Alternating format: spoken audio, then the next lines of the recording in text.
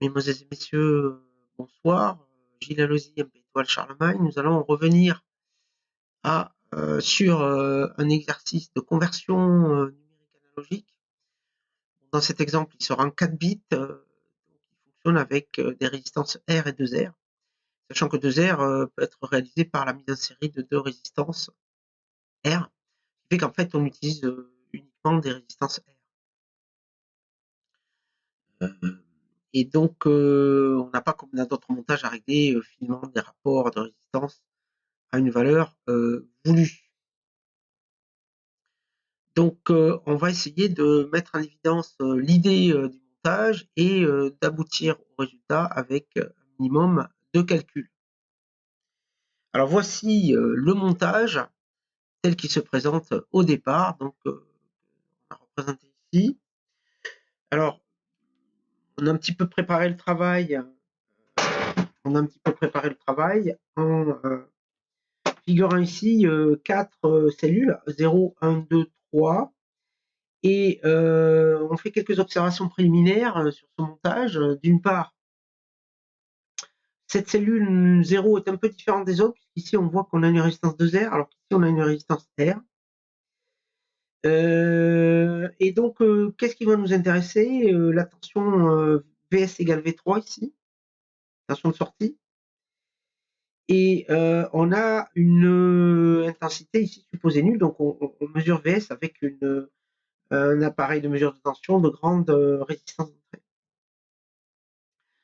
On considère ici 4 interrupteurs parfaits qui occuperont respectivement la position 0 quand il est relié à la masse, ou la position 1 lorsque formellement cet interrupteur est relié ici à la branche contenant le générateur de Thévenin, ici VRF idéal, et donc du coup ce point-là sera au potentiel VRF alors que ce point-là sera au potentiel 0. Voilà, ce qui permettra de se ramener à un état 0,1 comme on va le préciser. Voilà pour quelques commentaires. Alors, la difficulté sur ce type d'exercice, c'est d'avoir une stratégie. Alors, cette stratégie, elle consiste donc à exprimer V3 en fonction de l'état des interrupteurs.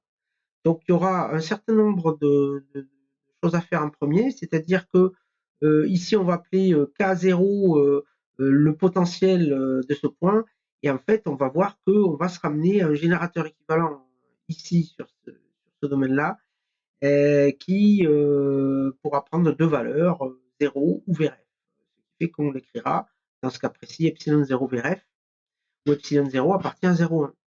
Les fameux 0,1 de l'information binaire correspondante. Ensuite, ici, on introduit un grand nombre de grandeurs. On en introduit 8 plus exactement ici. 4 intensités et 4 tensions. Voilà, elles sont déterminées si on a 8 équations sur ces grandeurs. On va les établir, ces équations, mais en fait, ensuite, on essaiera de faire autrement, en s'appuyant sur des équivalences Thevenin-Norton, dans un sens comme dans l'autre d'ailleurs, suivant le cas. Et l'idée, c'est que on va pouvoir avoir, en dehors de l'élément 0 ici, on va pouvoir avoir des récurrences. Une récurrence, d'ailleurs, si on a compris comment passer de 2 à 1, eh bien, on a compris comment on passe de n plus 1 à n, puisque les cellules sont identiques à partir de la cellule numéro 1. Un cas pas particulier, c'est le cas 0. Et ensuite, il est possible de prolonger, de définir un courant ici que j'appelle I4. Et donc, simplement, la condition limite, ce sera que I4 soit 0. Alors, en définitive, quand on décante un petit peu tout ça, l'objectif qui va être le nôtre, ça va être d'exprimer Vn en fonction de In plus 1, c'est-à-dire ici V0 en fonction de I1, V1 en fonction de I2, V2 en fonction de I3 et V3 en fonction de I4, en espérant qu'on aura une relation de récurrence simple, et on fera en dernier I4 égale 0 pour valider ici la condition limite. Voilà le plan de la résolution qui va être proposée ici. Voilà. Donc, on va commencer par déjà décrire le description de l'interrupteur. Description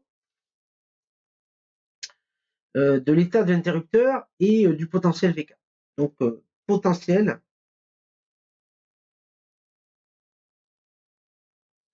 VK de l'interrupteur K.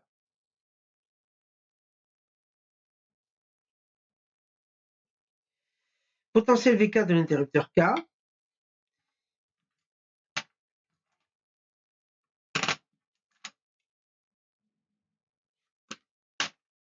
Eh bien, bon, je prends un interrupteur parmi les interrupteurs qui sont là. Et donc, en fait, on a deux positions. On a deux positions. La position qui est ici, qui correspond ici à VK qui vaut 0. VK qui vaut 0, on va dire que K est en position 0. Et on va définir un coefficient epsilon 0 qui vaut 0 correspondant à cet état-là. Et ensuite, la deuxième possibilité, c'est donc que VK soit relié ici au potentiel VRF. Donc, en fait, ici, VK va valoir VRF. Ici, il se comporte comme un fil quand il y a contact. On va dire que K est en position 1. Et on définira, alors epsilon 0 prendra la valeur 1 dans ces cas-là. Ce qui fait que on peut donner, on peut résumer ces deux situations en écrivant que, eh bien, VK est égal à epsilon K, epsilon tout court d'ailleurs. Alors ici, je m'intéresse au potentiel 0, hein, ou à l'interrupteur 0. Donc, eh bien, epsilon 0 VREF ou epsilon 0 appartient à 0, 1. Ce qui fait qu'on peut donner un schéma équivalent qui sera celui-ci, donc qui va être epsilon K, epsilon 0 en l'occurrence, pour l'interrupteur K0, on procédera de même pour l'ensemble des autres interrupteurs. Premier point. Deuxième point qui va être utile, c'est ce qu'on appelle l'équivalence Thevenin-Norton.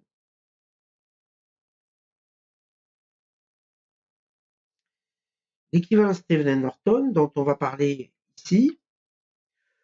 Alors, on s'en sert de temps en temps, mais ici, on va s'en servir essentiellement pour éviter des résolutions de systèmes algébriques avec des éliminations. Alors, posons le problème. Supposons qu'on s'intéresse à ce générateur de Thévenin réel,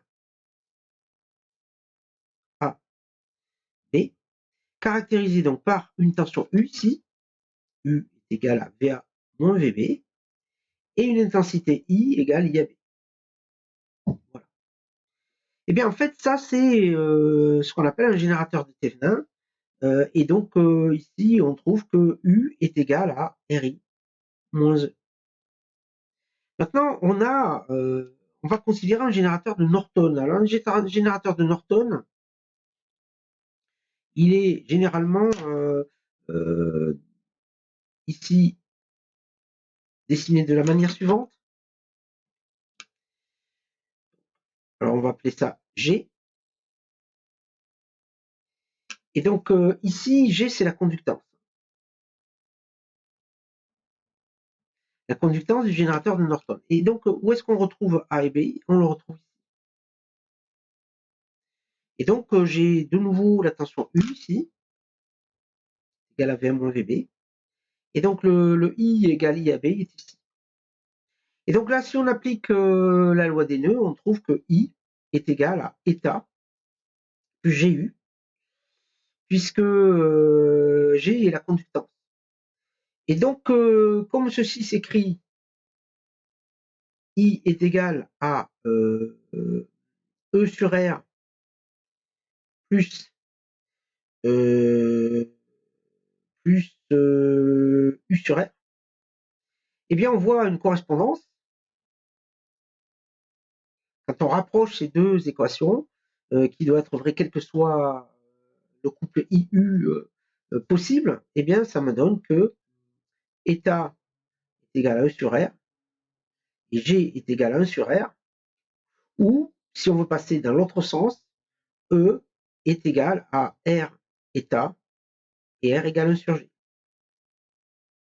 Alors en fait, par commodité, au lieu de représenter G ici, hein, donc au lieu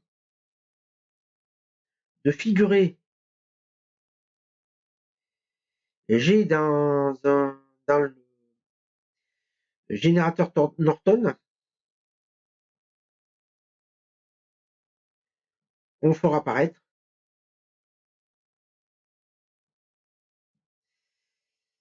un sur G, c'est-à-dire R. Donc, au fond, à l'aide de ces relations-là, si ces relations sont validées, on peut représenter un même générateur, soit comme ceci, soit comme celui-là, parce que ces deux générateurs, avec ces relations-là, ont la même caractéristique. Voilà le résultat de ce petit rappel. Donc, bilan, soit on représente un générateur réel comme ceci, soit on le représente comme cela. Il y a équivalence puisque le couple IU vérifie la même équation à condition, la même relation affine, à condition que on ait ces relations-là validées. Voilà. Donc on peut passer facilement de l'un à l'autre, dans un sens ou dans l'autre, et on parle donc d'équivalence. Bon, alors maintenant, on va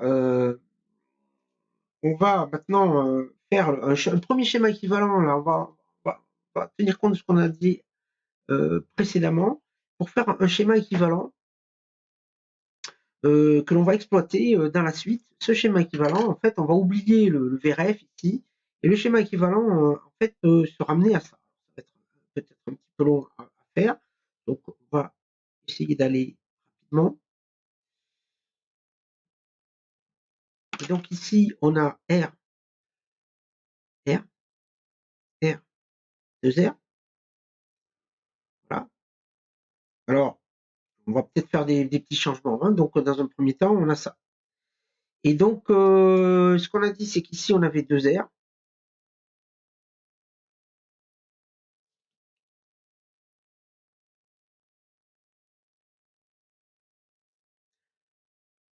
Voilà.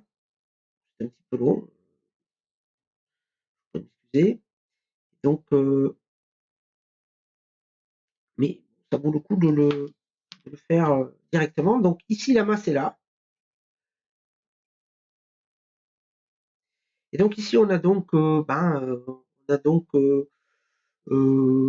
vais l'appeler epsilon 3 VRF. Ici, epsilon 2 VRF. Ici, epsilon 1 VRF. Et ici, epsilon 0. Et puis ici, donc, on a 2R, 2R, 2R. Donc ici, on a I4 égale 0. Donc les différentes données sont... Alors ici, rien n'empêche de modifier le montage de cette façon-là.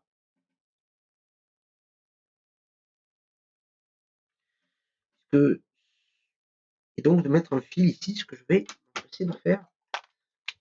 Non. Voilà. Le tout est de ne pas perdre les données qui apparaissent ici. Donc on a I0 ici, I1, I2, I3, et donc on a dit I4 égale 0. Bon, quoi dire encore sur ce montage? Donc on a donc ce qu'on appelle la cellule. Ça va être la cellule 0, la cellule 1, ici la cellule 2, et ici la cellule 3. Alors, on introduit également V0, comme ceci. Et il est utile de remarquer que V0, puisque ça c'est la masse, il est utile de remarquer que V0 c'est également ça.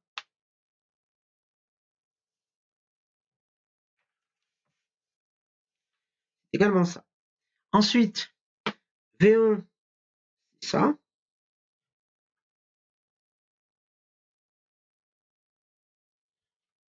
Et c'est aussi ça. Cette tension. Et puis je continue. C'est un petit peu long parce que on cherche. Hein. Voilà, V4. Vs égale V4, c'est aussi ça. Ça, c'est V3.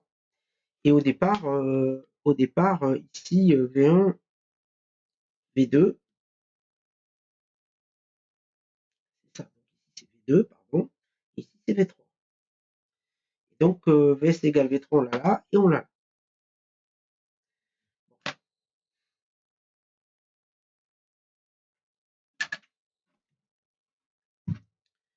Et donc, on a I0 ici.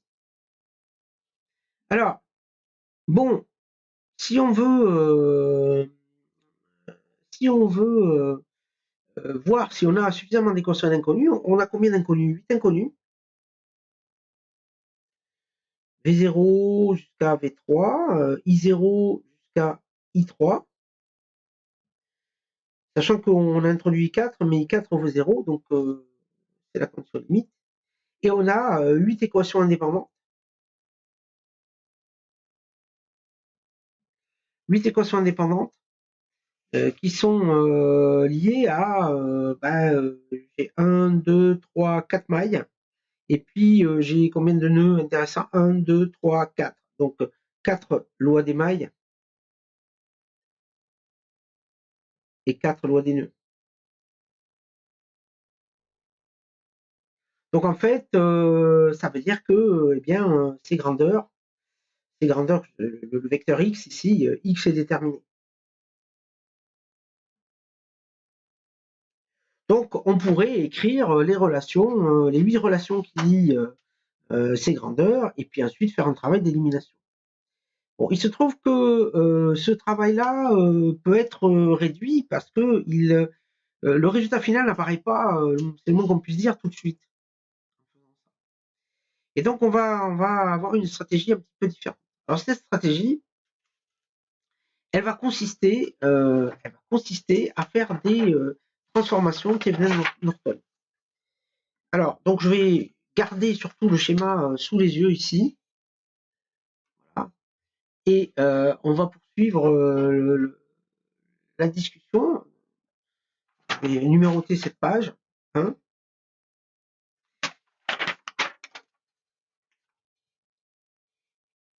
Voilà. Et ici, la page 2.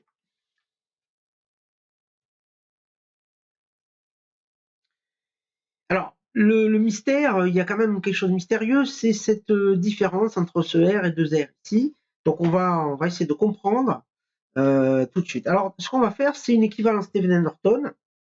Équivalence Thevenin-Norton. Voilà.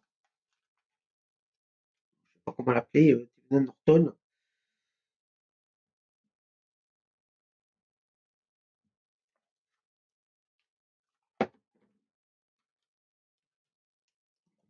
D'écrire équivalence Thevenin-Norton pour la cellule 0. Alors pour la cellule 0, eh bien, en partant de là, je vois que la cellule 0, je peux l'écrire comme ceci, dans un premier temps. Donc, la cellule 0, je pars donc de epsilon 0 vers f, je vais détailler un petit peu, 2R, et il faut voir où se trouve I0 et V0 dès le départ. Hein.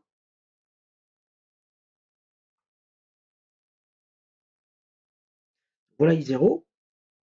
Et donc ici, on a la branche du motif suivant qui est I1. Donc ça, je vais faire une première équivalence ici qui va consister à remarquer que en faisant une équivalence Thevenin-Norton, ici j'obtiens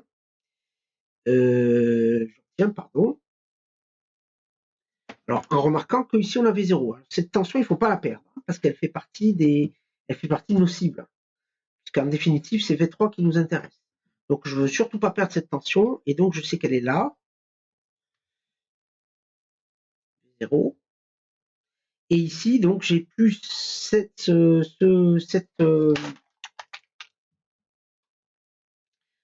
ce courant électromoteur ici vaut epsilon 0 Vref sur 2R.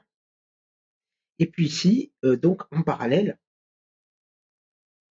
on a donc R, 2R, pardon, et 2R à nouveau.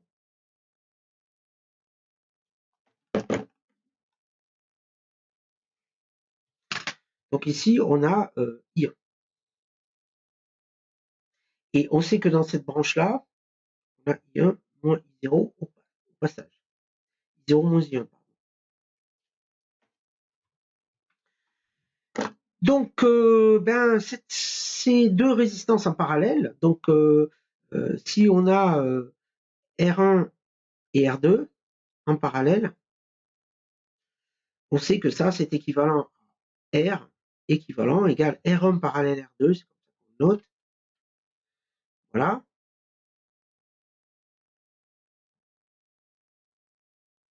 Et donc, on sait que 1 sur R équivalent est égal à 1 sur R1 plus 1 sur R2. Donc, finalement, ici, 1 sur 2R et 1 sur 2R. Si R1 reçoit, si R1, R2 valent 2R, 2R, eh bien, on trouve que R équivalent, c'est R. Et donc, en fait, on a une première équivalence ici que je vais représenter à cet endroit-là, qui va être celle-ci.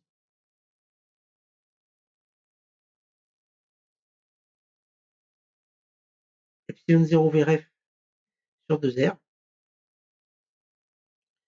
R. Voilà. Et ici, donc, on a I1. On a I1, et donc le point A0, il ne faut pas le perdre non plus, le point A0 qui est ici, je rajoute ici A0, A1, A2 et A3. Donc A0 est toujours ici, et donc on va pouvoir ici remarquer que souhaite, on peut le laisser comme ça. On peut le laisser comme ça. Et remarquez en tout cas, le point important, c'est que cette tension, elle vaut V0.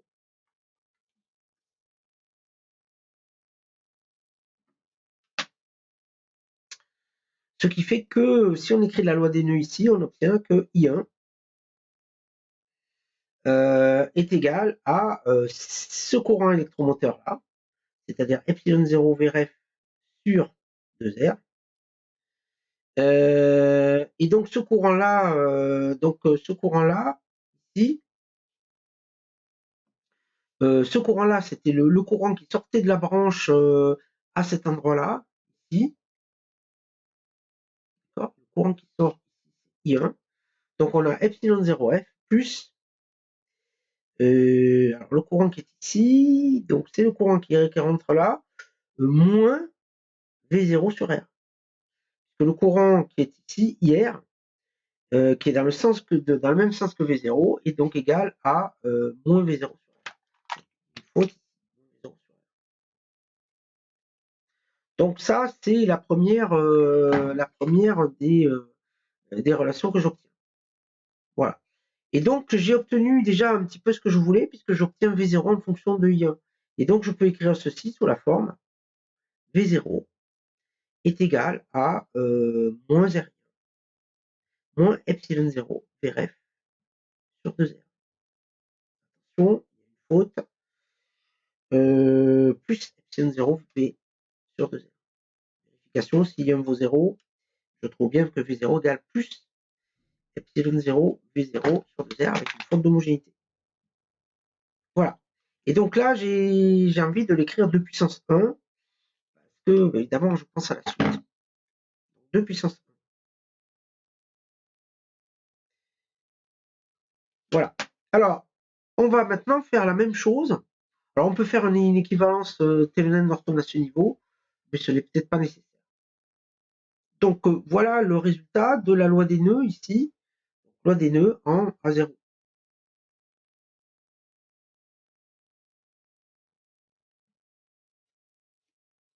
Et on va faire la même chose pour le 1 ici. pour le 1, on va procéder de même. Alors, pour cette fois, l'équivalence Thevenin-Norton cellule 1,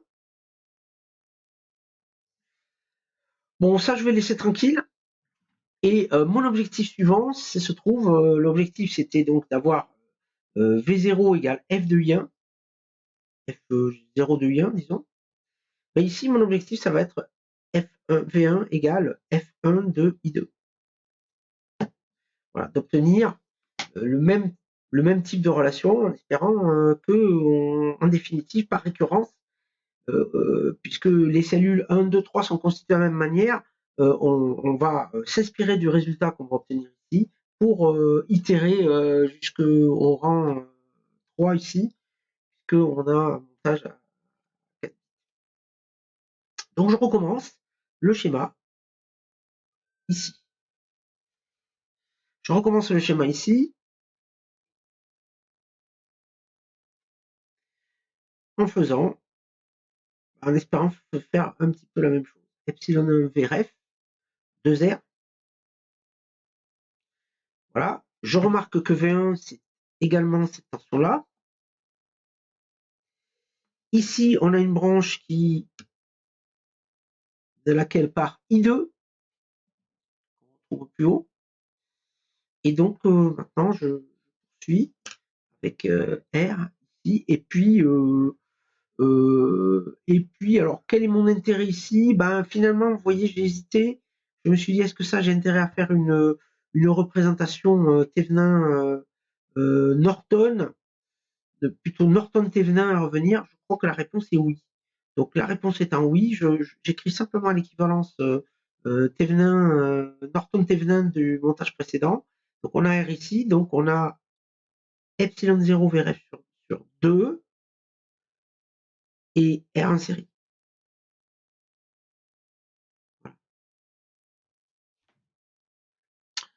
Et donc maintenant, on peut poursuivre le résultat et procéder de la même manière. Donc ici, on va remarquer que ceci, c'est une petite simplification déjà. Donc là, A0 va disparaître. Hein. Donc ici, on a I0, I1, pardon, et donc ici, on a d'ailleurs I1 moins I2. Et donc ici, j'ai epsilon 1 VRF, 2R. Donc A1 et I2, je les garde surtout, parce que A1 me sert à identifier ce que c'est que V1. Voilà. Et ici, j'ai donc 2R, epsilon 0, VRF sur 2.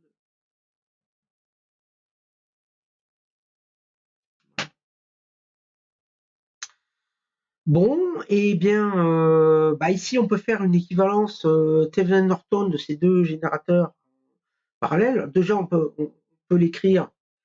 On peut faire un Norton pour celui-là et un Norton pour celui-là. Alors ici, je détaille, hein, évidemment. Le tout est de ne pas perdre V1, encore une fois. De ne surtout pas perdre V1 ni I2. Donc V1 et I2, je ne veux surtout pas les perdre. Donc j'obtiens ici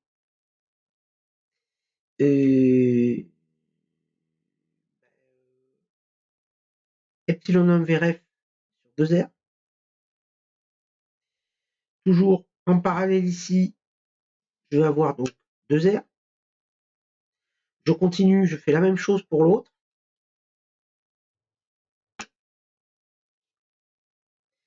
J'obtiens donc cette fois epsilon 0 VRF sur 4R. 4R, c'est 2 puissance 2 si je veux. 2 puissance 2. Et puis 2R ici. Et ça, je vois que 2R parallèle 2R, ça fait une résistance R. Et je vois que ces courants-là, je peux aussi le simplifier en donc, deux sources de courant là qui vont ajouter leur intensité. Donc en fait, je peux le simplifier en epsilon 0 VRF sur 2 puissance carré R plus epsilon 1 VRF sur 2 puissance 1 R. voilà, en parallèle avec R.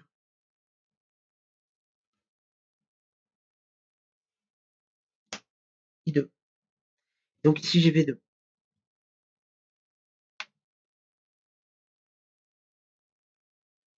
Et donc je conclus sur le schéma équivalent ici en disant que c'est, alors l'équivalent c'est celui-ci, hein, voilà. Et donc là, je peux, bon, puisque tout à l'heure c'est ce que j'ai fait, ça s'est avéré utile, ben, je vais jusqu'au bout de l'idée, et donc je représente ici V2. On n'a pas perdu, ni I2, on n'a pas perdu non plus, ni A2.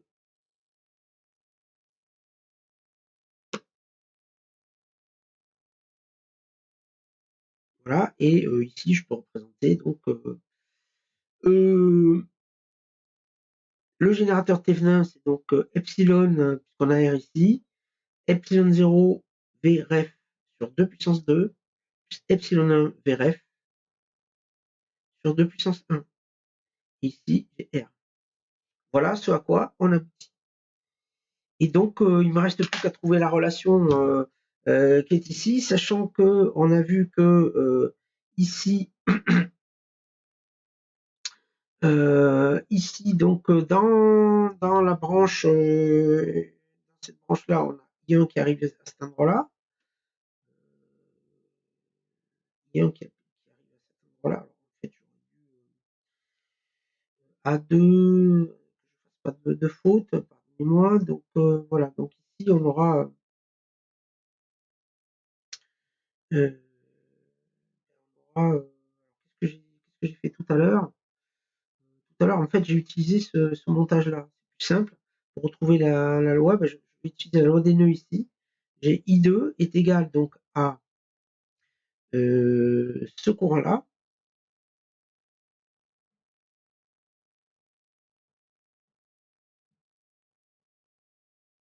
Voilà. Donc, ici, j'ai I1 moins R, pardon, plus, excusez-moi, plus, je fais une erreur là ici.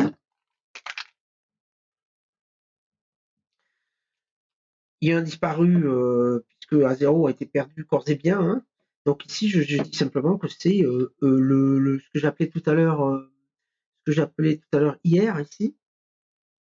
Et IR, c'est moins V2 sur R.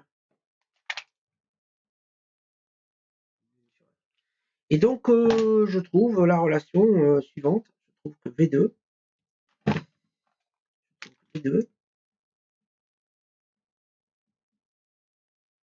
ici, c'est moins RI2. Alors, petite faute ici. Donc, je cherche V1. Hein. Donc, ici, il y a une faute. Je l'ai appelé V2 à cet endroit-là, alors que c'est V1. Pardonnez-moi, c'est toujours V1. Il y a eu un glissement de la notation ici. Et donc, j'obtiens V1. Pardonnez-moi, V1, c'est moins R I2. Plus epsilon 0 sur 2 puissance de Vref, plus epsilon sur 2 puissance 1 Vref. Voilà. Alors, il est intéressant de remarquer, de comparer V1 en fonction de I2 et de V0 en fonction de I1. Et je vois que l'itération, elle se fait en divisant par 2 ici ce facteur, en ajoutant le terme suivant. Celui-là est divisé par 2, et puis les autres sont avec des puissances décroissantes de 2. Et donc, en fait, on peut, c'est pas la peine d'aller plus loin. Avec ça, on en a assez. On va pouvoir itérer jusqu'à V3 cette formule-là. Donc, je vais simplement prendre des précautions et citer V2.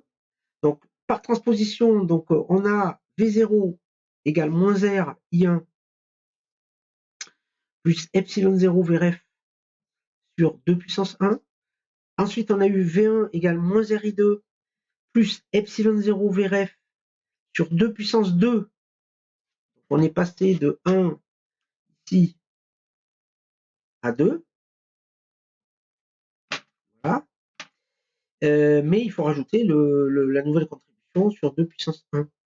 Et donc, itérons, moins R, I3 plus epsilon 0 VRF sur 2 puissance 3, plus epsilon 0 VRF sur 2 puissance 2, plus epsilon, attention, là aussi il y a une faute, donc epsilon 1 plus epsilon 2 VRF sur 2 puissance 1. Et donc ici, 3, 3. Et enfin, VS égale V3, VS, pardon, égale V3, mais égale moins RI4, plus epsilon 0 VRF sur 2 puissance 4, plus epsilon 1 VRF sur 2 puissance 3, plus epsilon 2 VRF sur 2 puissance 2, plus epsilon 3 VRF sur 2 puissance 1. Sauf que ici, la condition limite, voilà, la condition limite ici, ça va me donner 0. Parce que la condition limite, c'est I4 égale 0. Et voilà, on a terminé. Et donc, le bilan, eh bien, en sortie ouverte,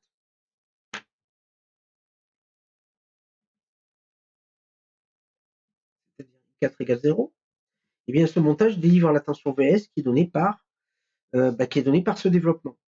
Et ce développement, on va l'écrire, comment? Eh bien, on va l'écrire, on va mettre VRF sur 2 puissance 4 en facteur, epsilon 0, plus 2 epsilon 1, plus 2 puissance 2, epsilon 2, plus 2 puissance 3, epsilon 3. Et ça, c'est la conversion en base 10 de du nombre en base 2 donné par, alors epsilon 0 c'est les unités, epsilon 1, epsilon 2, epsilon 3.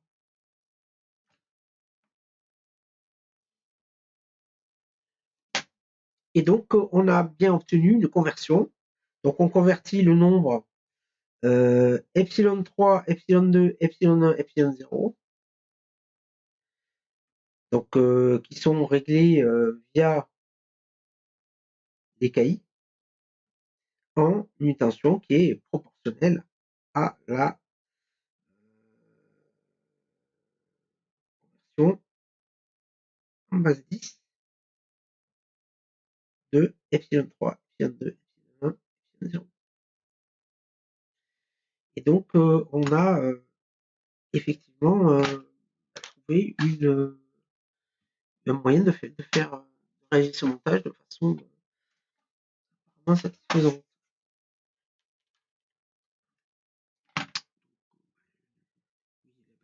Le rouge il est ici, donc je vais encadrer ce résultat.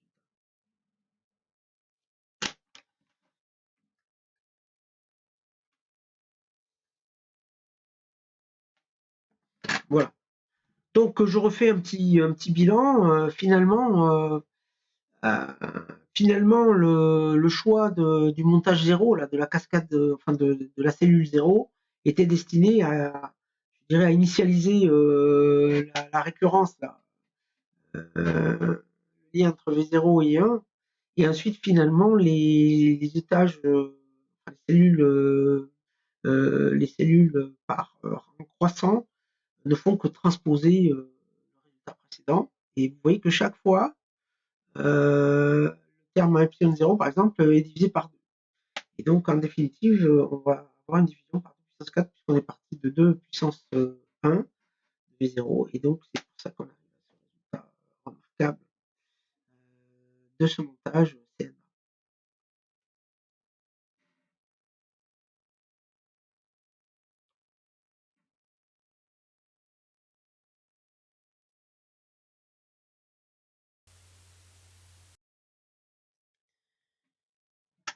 Bien, mesdemoiselles et messieurs, voilà, donc, eh bien, je vous remercie de votre attention. Donc, effectivement, il y a des problèmes de lumière pour finir. La lumière, apparemment, elle ne vient pas d'ici. Voilà. Je vous souhaite une excellente soirée. Je vous remercie de votre attention. mesdemoiselles, messieurs.